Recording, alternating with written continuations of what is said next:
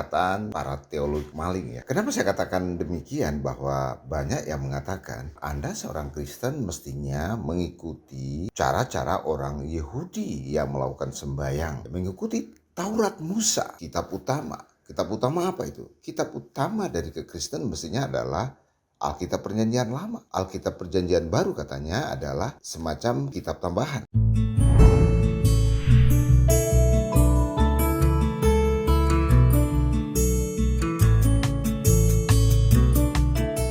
Seringkali kita mendengar perkataan para teolog maling ya.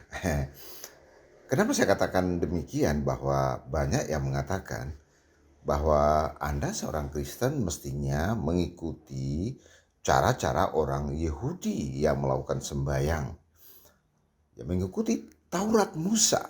Nah, itulah teolog maling. Ya, kadang-kala saudara-saudara kita di agama seberang juga mengatakan begitu. Mestinya Anda mengikuti kitab utama. Kitab utama apa itu? Kitab utama dari kekristen mestinya adalah Alkitab Perjanjian Lama. Lalu Alkitab Perjanjian Baru katanya adalah kitab semacam kitab kedua. Ya, kitab kedua itu seperti kitab tambahan. Ya, mungkin kalau di Al-Quran kalau di Muslim itu Al-Quran merupakan kitab utama, baru kitab-kitab tambahan itu kitab-kitab yang ditulis oleh Rasul ya, oleh pengikut-pengikutnya. Ya, mungkin analogi seperti itu. Jadi banyak orang yang sangat skeptis dengan kekristenan. Mereka mengatakan mestinya kita mengikuti ajaran utama.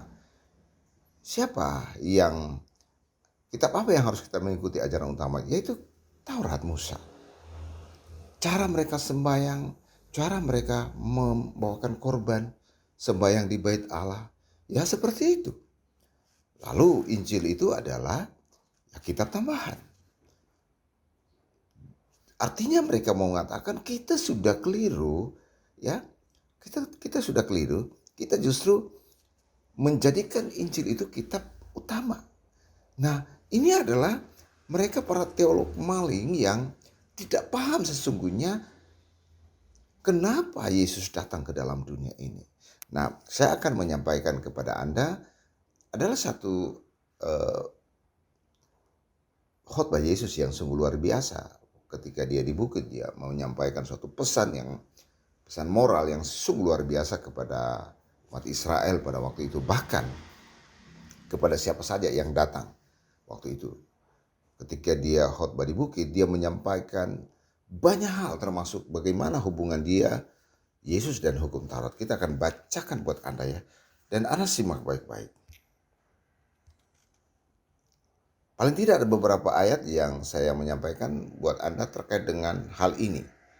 Ya, Yesus dan hukum Taurat. Saya akan bacakan keseluruhan ayat. Ya, Matius pasal yang kelima ayat 17 sampai selesai.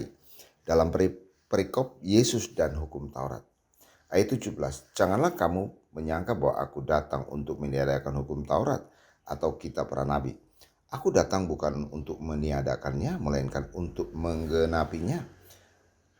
Karena aku berkata kepadamu, sesungguhnya selama belum lenyap langit dan bumi ini, satu iota atau satu titik pun tidak akan ditiadakan dari hukum Taurat sebelum semuanya itu terjadi.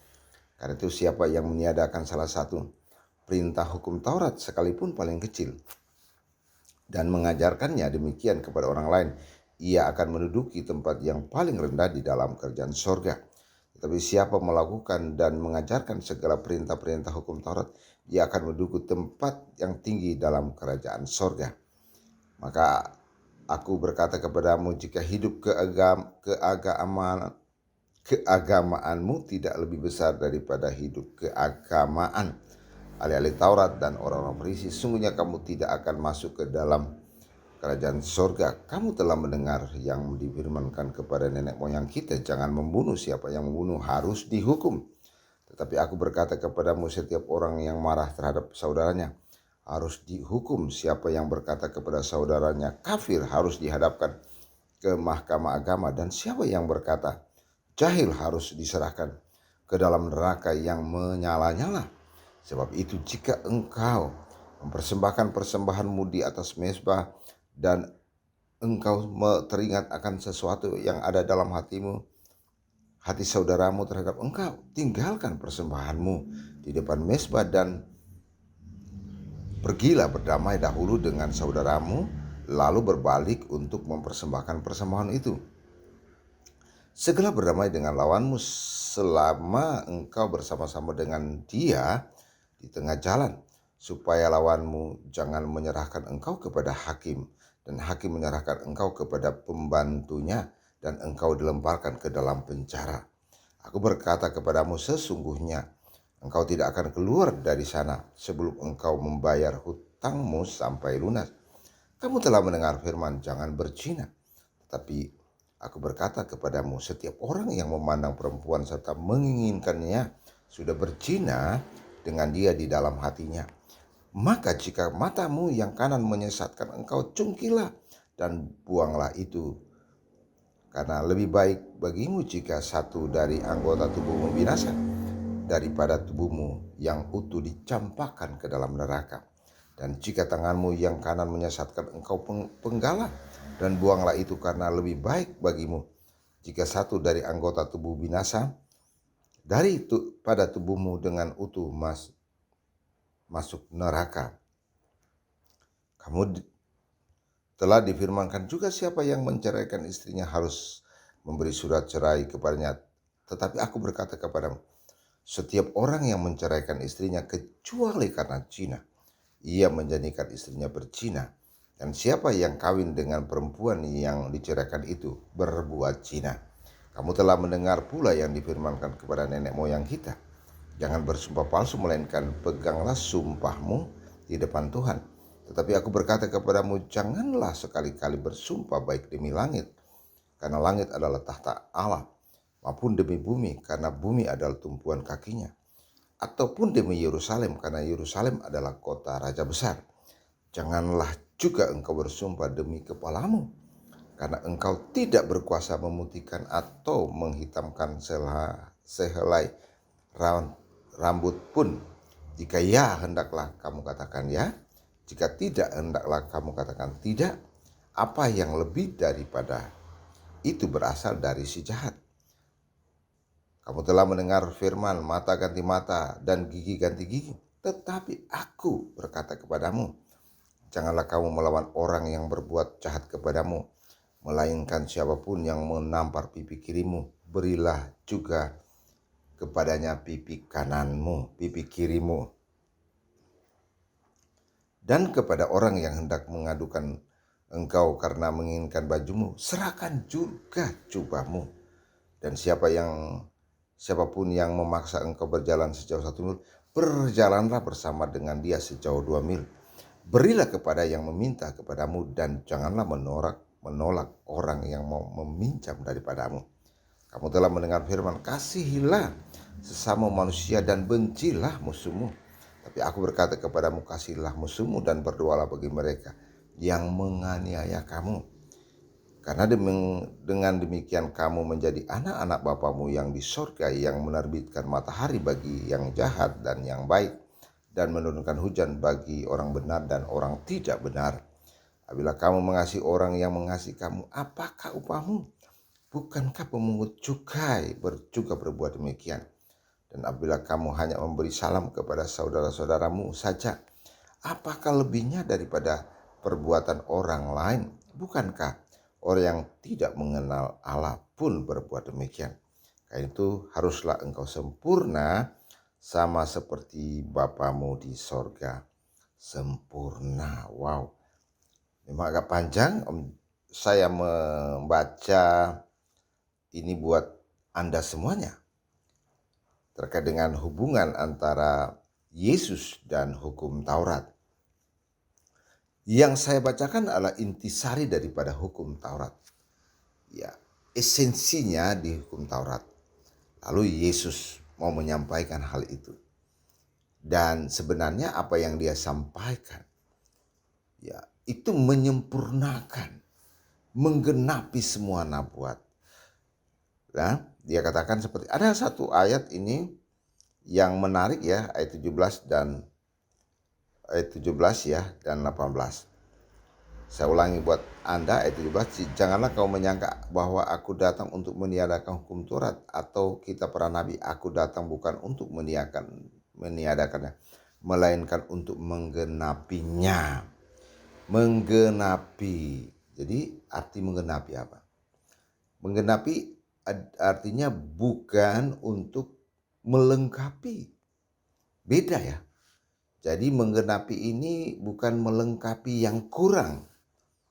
Harus berbeda. Jangan Anda mau mengartikan ini menggenapi itu bahwa hukum Taurat ada yang kurang, ada yang salah dan harus Anda genapi. Tidak. Menggenapi artinya adalah ada sesuatu yang telah Tuhan katakan, firmankan, nubuatan yang terjadi di perjanjian lama dan harus digenapi. Itu namanya penggenapan. Ya, baru ayat 18 katakan, karena aku berkata kepadamu sesungguhnya selama belum lenyap langit dan bumi, satu iota pun, satu titik pun tidak akan ditiadakan dari hukum Taurat sebelum semuanya itu terjadi. Ini ada rahasia tersembunyi di ayat 18. Dia katakan, karena aku berkata kepadamu sesungguhnya selama belum lenyap langit dan bumi ini, satu iota atau satu titik pun tidak akan ditiadakan dari hukum Taurat. Ya, tidak akan ditiadakan. Selama bumi dan langit ini runtuh, tidak bisa. Lalu pada paragraf berikutnya katakan, sebelum semuanya itu terjadi. Ya, kapan semuanya itu terjadi? Ya? Ini yang harus Anda tahu, bahwa sebelum semuanya itu terjadi, ternyata itu sudah terjadi. Kapan? Kapan hukum Taurat itu telah dinyatakan selesai? Karena semuanya telah terjadi ketika Yesus datang.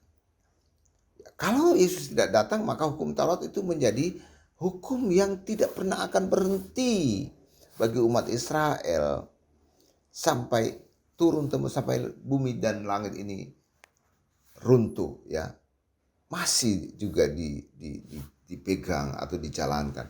Tetapi setelah semuanya itu terjadi, Yesus datang ke dalam dunia, maka dia adalah hukum itu sendiri. Yesus adalah hukum itu sendiri. Ya, seperti itu.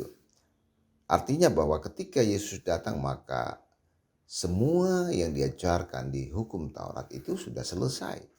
Dan kita harus mendengarkan hukum baru yang Yesus katakan. Ya, yaitu hukum kasih. Kasihlah sama manusia. Kasihlah Tuhan Allah. Dan hukum baru yang dia katakan, hendaklah kamu saling mengasihi. Jadi ini sangat inklusif. Tidak ada perbedaan antara orang Israel, orang pilihan Allah, dengan orang-orang lain. Tidak ada. Semua sama di mata Tuhan. Tuhan Yesus memberkati. Amin.